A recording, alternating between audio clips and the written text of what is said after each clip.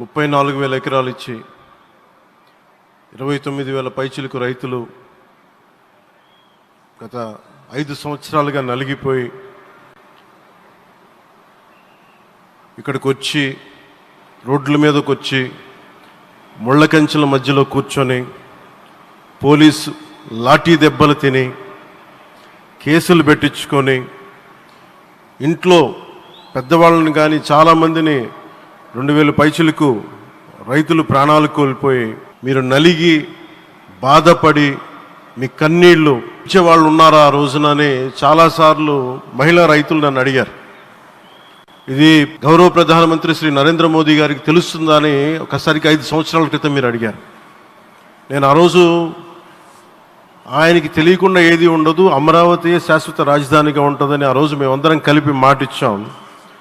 ఆ ఇచ్చిన మాట ప్రకారం ఈ రోజున గౌరవ ప్రధానమంత్రి గారి చేతుల మీదుగా మళ్ళీ ఇంకొకసారి పునఃప్రారంభం జరగబోతుంది.